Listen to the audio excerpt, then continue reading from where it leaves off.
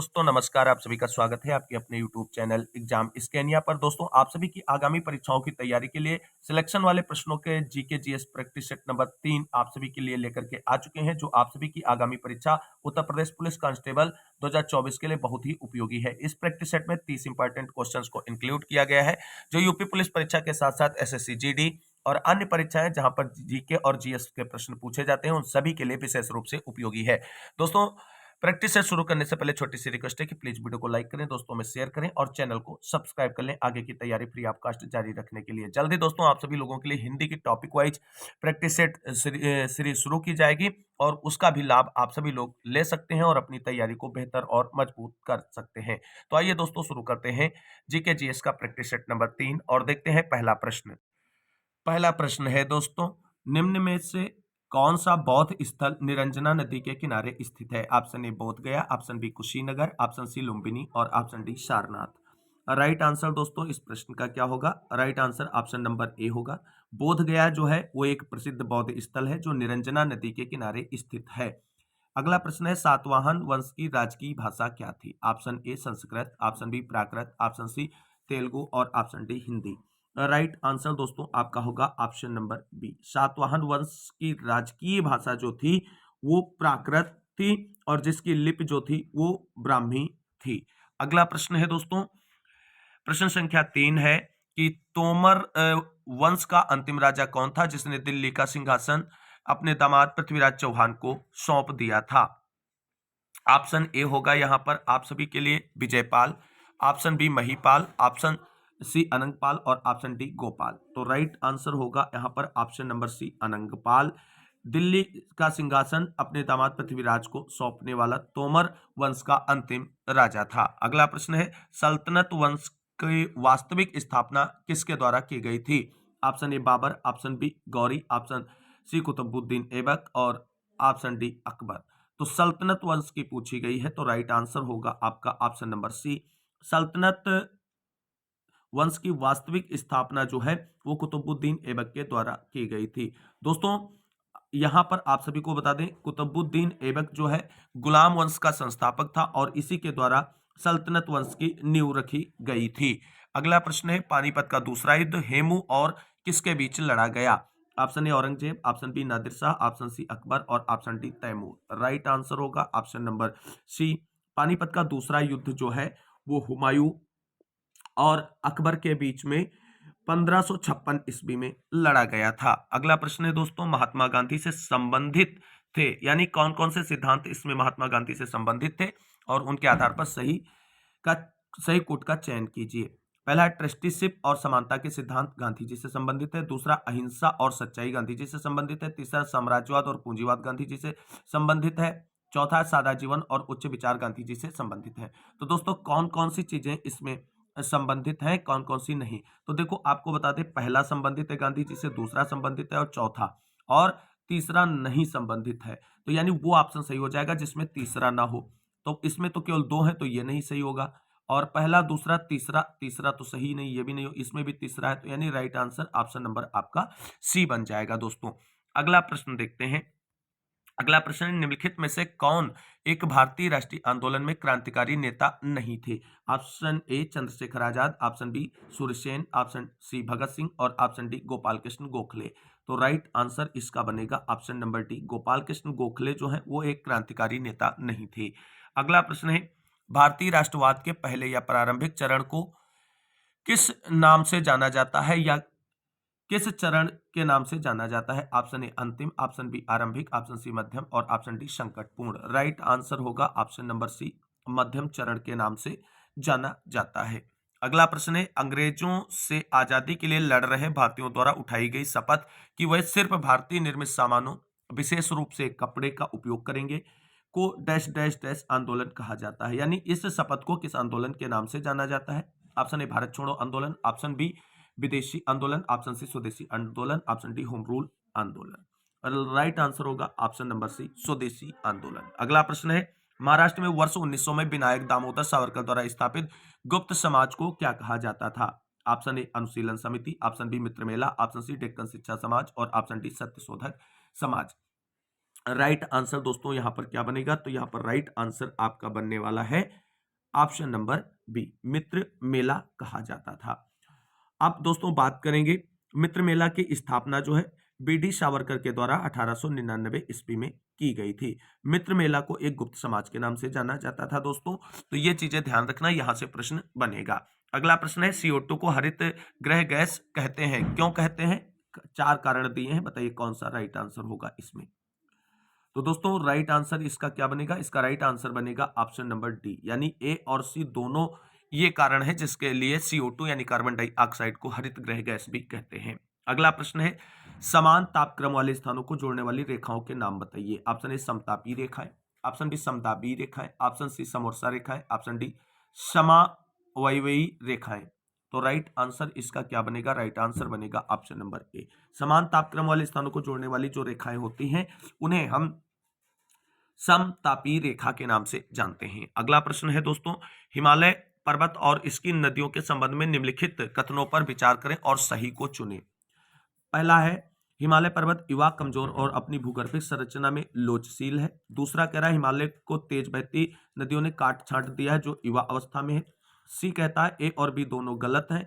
D कहता है ए और बी दोनों सही हैं। तो राइट आंसर होगा दोस्तों ऑप्शन नंबर डी, ए और बी दोनों सही हैं।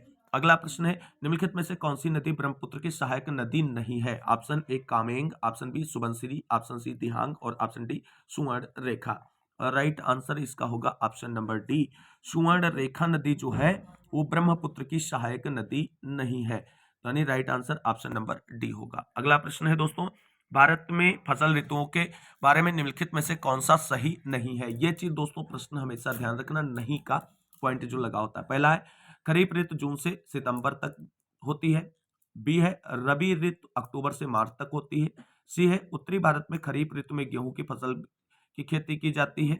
और ऑप्शन डी जायद ऋतु अप्रैल से जून तक होती है। तो राइट आंसर इसका होगा ऑप्शन नंबर सी, क्योंकि इसमें पूछा है जो सही नहीं है वो बताइए। तो खरीफ ऋतु में गेहूं की फसल कहाँ बोई जाती है? गेहूं किस ऋतु में फसल बोई जाती है? आप सभी लोग बताएं कमेंट करके। अगला प्रश्न है किसके लिए स्वाधार योजना स्थापित की गई? ऑप्शन ए गरीब और विधवाओं, ऑप्शन बी बच्चों, ऑप्शन सी युवाओं और ऑप्शन डी बेरोजगारों के लिए। तो राइट आंसर यहाँ पर है ऑप्शन नंबर ए, गरीब और विधवाओं के लिए स्वाधार योजना स्थापित की गई। अगला प्रश्न है किसने पूरा अर्थात provisions of urban amenities in rural area शुरू किया? Option A Abdul Kalam, option B Pranab Mukherjee, option C Vajpayee, option D Chaudhary Charan Singh. Right answer होगा option number B, APJ Abdul Kalam के द्वारा। अगला प्रश्न है बेसल मानदंड और रूपरेखा हाल ही में समाचारों में है, निम्न में से किस क्षेत्र से यह संबंधित है? तो दोस्तों इस प्रश्न का जो राइट आंसर होगा ऑप्शन नंबर सी होगा, ये बैंकिंग क्षेत्र से संबंधित है और यहां से प्रश्न आपका पूछा जा सकता है। अगला प्रश्न है दोस्तों राजकोषीय नीति निर्णय किसके द्वारा निर्धारित किए जाते हैं? ऑप्शन ए केंद्र सरकार, option B central bank, option C A और बी दोनों, ऑप्शन डी इनमें से कोई नहीं।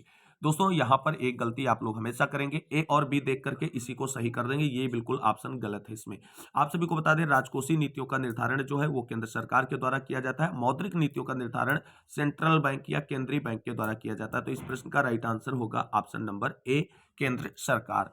अगला प्रश्न है दोस्तों उसको देखते हैं। अगला प्रश्न है डिजिटल भुगतान को बढ़ावा देने और वित्तीय समावेशन को बढ़ाने के लिए निम्नलिखित में से किस समिति का गठन किया गया है? ऑप्शन ए यूके सिन्हा समिति, ऑप्शन बी नंदन नीलकेणी समिति, ऑप्शन सी प्रवीण कुटुंबे समिति, ऑप्शन डी उपरोक्त में से कोई नहीं।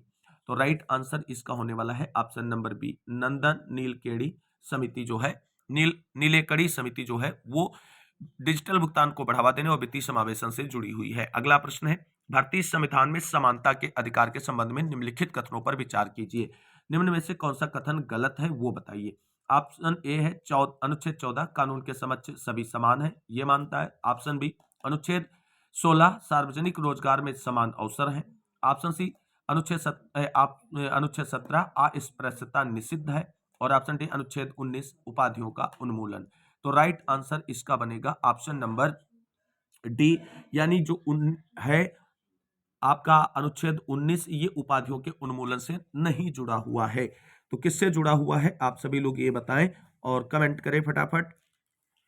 उपाधियों के उन्मूलन से अनुच्छेद 18 जुड़ा हुआ है, 19 नहीं जुड़ा हुआ है। अगला प्रश्न है, भारतीय संविधान का अनुच्छेद शांति और सुरक्षा को बढ़ावा देने के लिए राज्य के नीति निर्देशक तत्वों का प्रावधान करता है। ऑप्शन ए अनुच्छेद 58, ऑप्शन बी अनुच्छेद 68, ऑप्शन सी अनुच्छेद 51, ऑप्शन डी इनमें से कोई नहीं।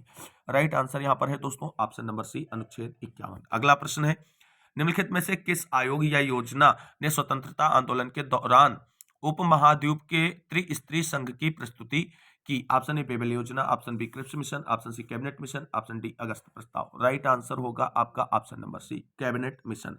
अगला प्रश्न है दोस्तों, संविधान सभा के किस नेता ने संवैधानिक उपायों के अधिकार को भारतीय संविधान का हृदय और आत्मा माना है? दोस्तों ये प्रश्न बहुत ही इंपॉर्टेंट है और भारत में आयोजित होने वाली ऐसी कोई कंपटीशन एग्जाम नहीं है जहां पर यह प्रश्न ना पूछा गया हो। Option A Jawaharlal Nehru, option B doctor B R Ambedkar, option C doctor Rajendra Prasad, option D इनमें से कोई नहीं। राइट आंसर होगा option number B, doctor Bhimrao Ambedkar ji ने संवैधानिक उपचारों के अधिकार को भारतीय संविधान की हृदय और आत्मा माना है। अगला प्रश्न है, संविधान का कौन सा अनुच्छेद सर्वोच्च न्यायालय को पत्र जारी करने का अधिकार देता है?